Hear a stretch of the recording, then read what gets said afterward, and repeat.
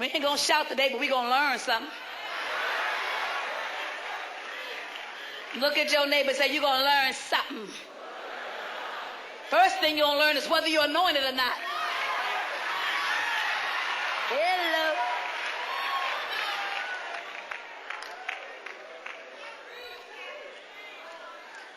When the devil heard that they had anointed David, king over Israel, they came after him. Ooh, another little sidebar. I ain't going to be too long.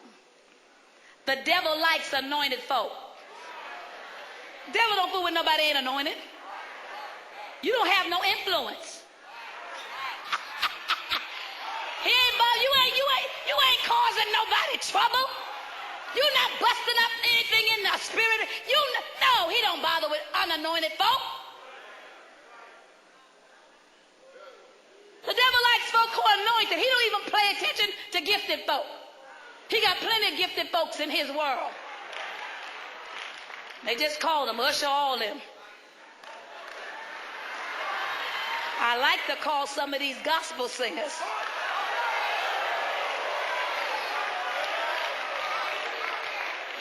But you know, it may go on the TV, so I ain't going to call no names.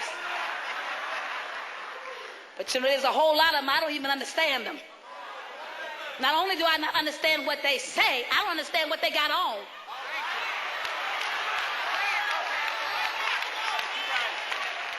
I'm confused by your wardrobe.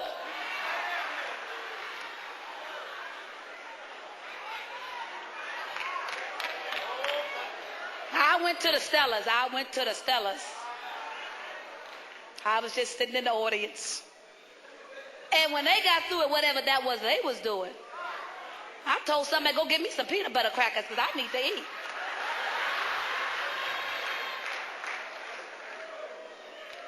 Because they were jerking and jagging and they were skipping and crossing and pulling up and I said, well, who is they singing about up in here?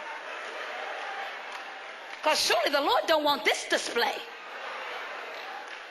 So it ain't even about you being able to have a gift or a talent or sing. Because he got folk that can do just what you do. But he does not have folk in his harem that are anointed. So he likes to come after anointed folk. He likes to come after folk that God has sealed, set aside for a specific purpose.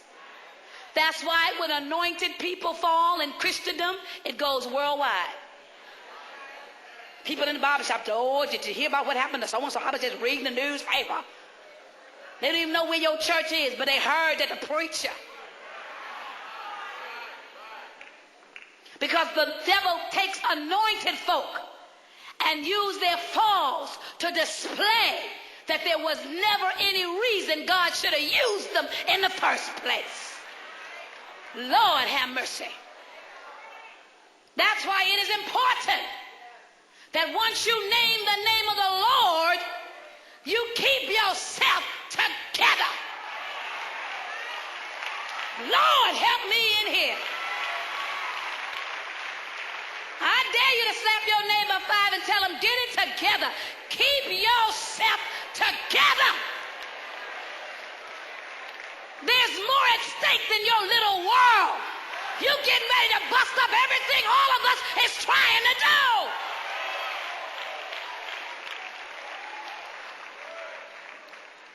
He likes it, too. He likes to mess up anointed folk. Because the real issue isn't about you anyway. It's about the God who anointed you.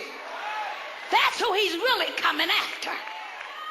He wants to prove that there's no difference in your God than a worldly God. He likes to come after anointed folk.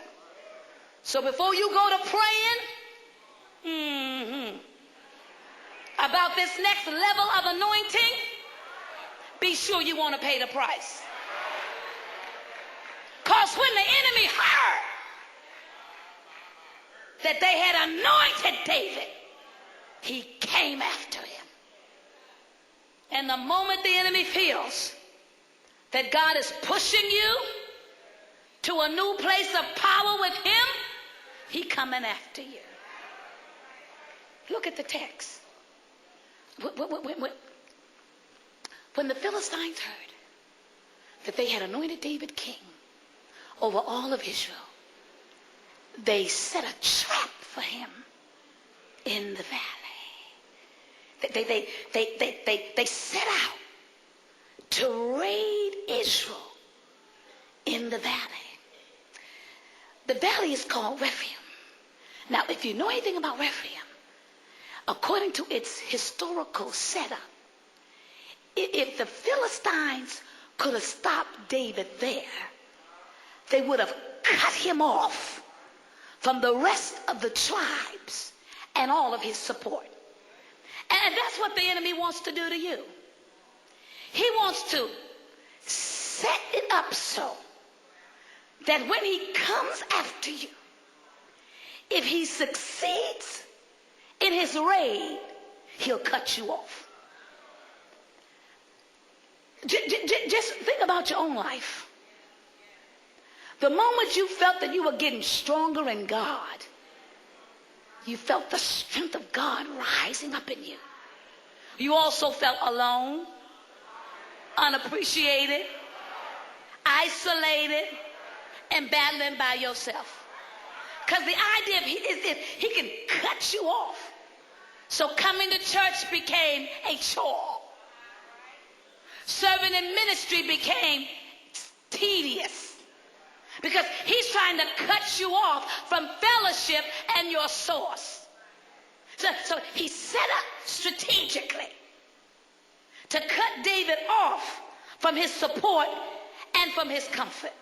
See, the enemy knows if he can cut you off before God manifests in you that purpose that he has called you for and to, you'll never reach it.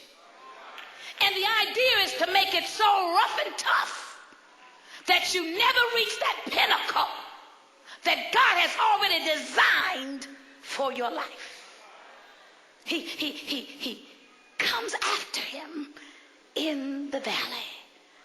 But what I like about David is that David was always sure as to who his real source was. His real fighting source was not his military army. His real fighting source was not the strength of his chariots, but his real fighting source was in the arm of the Lord. And David knew if he would trust in the arm of the Lord, he would not fail. That's why he wrote in Psalm 102, I have set the Lord before me, and I cannot fail. I came for a group of ladies and gentlemen who just set God before them. How did David do it? It's in the text. The enemy surrounded the valley, and David inquired. It's in the text. And David inquired of the Lord. Whenever anointed people find themselves under attack, their first order of business is to consult the Lord. Now, I know I'm telling the truth right there. I don't need to know what you think. I don't need no 10 people praying for me right now. I need to hear from God. I don't need to do 5 cartwheels. I don't need to say 7 Hail Marys. I need to hear from God. Because he's the one that anointed me.